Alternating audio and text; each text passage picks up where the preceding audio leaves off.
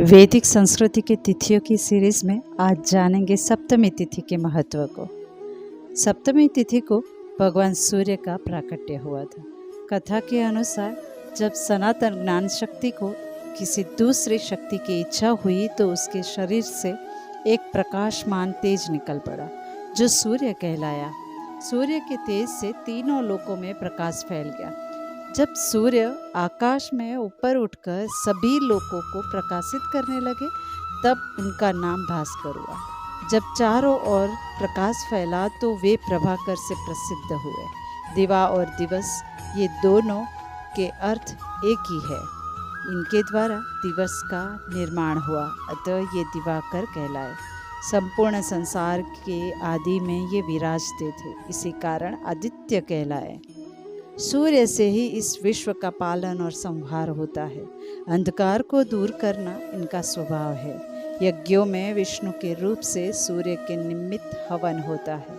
ऐसे सूर्य का सप्तमी तिथि को प्राकट्य हुआ था। इसी कारण जो भी इस तिथि को उपवास करके सूर्य की पूजा करता है उनकी सारी मनोकामनाएं पूर्ण होती है।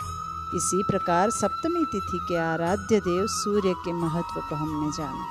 अब जानते हैं 12 मासों की सप्तमी संबंधी व्रत और उनके महात्म्य को। चैत्र शुक्ला सप्तमी को स्नान करके अष्टदल कमल बनाकर सूर्य की स्थापना करें।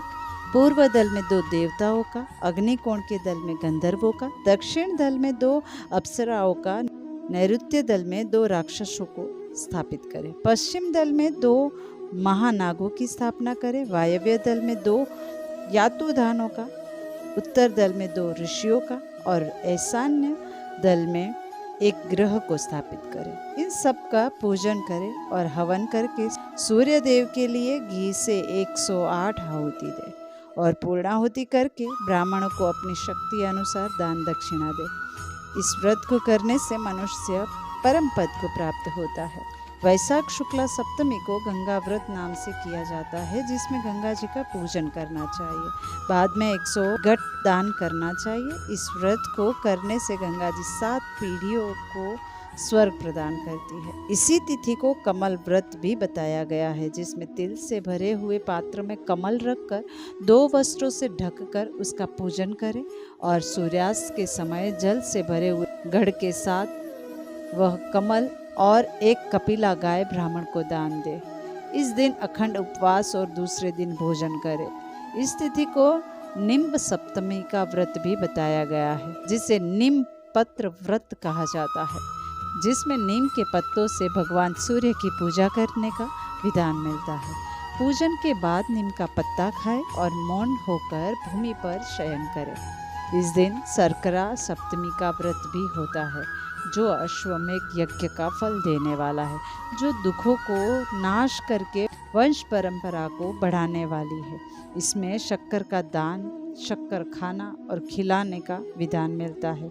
ज्येष्ठ शुक्ला सप्तमी को सूर्य स्वरूप इंद्र उत्पन्न हुए थे, इसीलिए इस दिन इंद्र की पूजा करनी चाहिए। इस व्रत को करने से मनुष्य स्वर्गलोक में स्थान पाता है। आषाढ़ शुक्ला सप्तमी को विवस्वान नामक सूर्य प्रकट हुए थे, अतः इस दिन सूर्य का पूजन करने से मनुष्य सूर्य देव का सायुज्य प्राप्त कर लेता है। श्रावण शुक्ला सप्तमी को अव्यंग नामक व्रत करना चाहिए। इस दिन सूर्य देव की पूजा के अंत में कपास के सूत का बना हुआ 4.5 हाथ का वस्त्र दान करना चाहिए। यदि इस दिन हस्त नक्षत्र हो तो पाप नाशिनी कही गई है। इसमें किया हुआ दान, जप और होम सब अक्षय फल देता है। भाद्रपद शुक्ला सप्तमी को आमुक्ताभरण व्रत बतलाया गया है। इसमें उमा सहित भगवान महेश्वर की पूजा करें, गंगा जल से भगवान का पूजन करें। इसे फल सप्तमी भी कहते हैं। नारियल, बैंगन, नारंगी, बिजोरा, नींबू, कुम्हड़ा, बनभंटा और सुपारी, इन 7 फलों को महादेव जी के आगे रखकर 7 गांठों से युक्त एक डोरा भी चढ़ावे।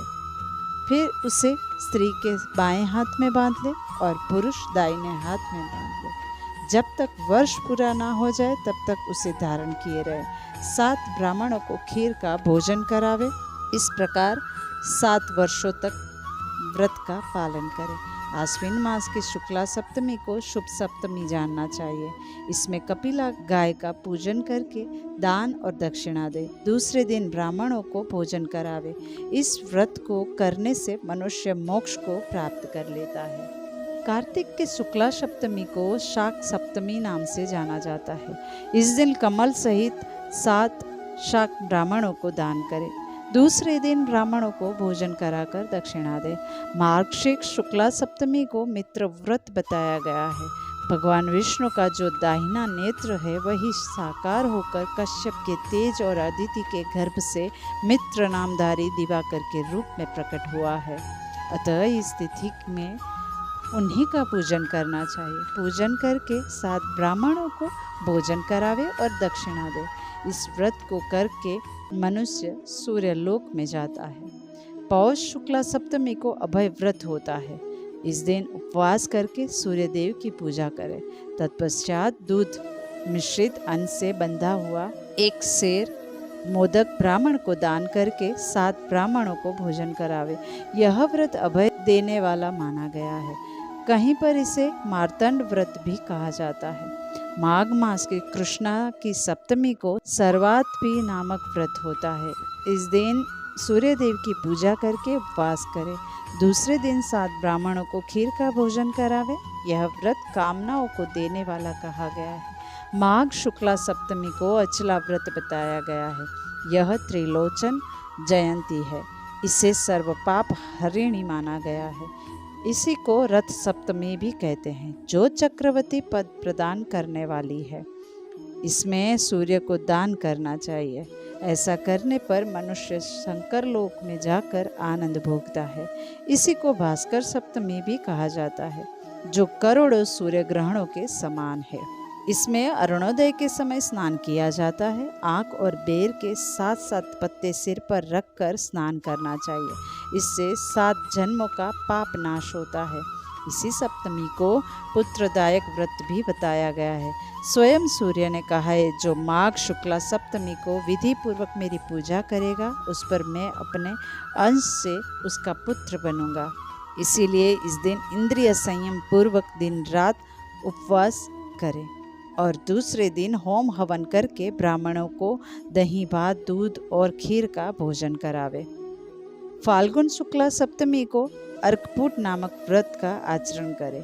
अर्क के पत्तों से सूर्य का पूजन करें। अर्क नाम का जप करें। इस प्रकार किया हुआ अर्कपुट व्रत धन और पुत्र देने वाला तथा पापों का नाश करने वाला है। कोई विधि पूर्वक होम करने से इसे यज्ञ व्रत भी मानते हैं।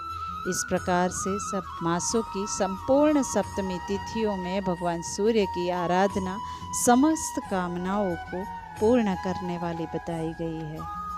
धन्यवाद। अस्तु।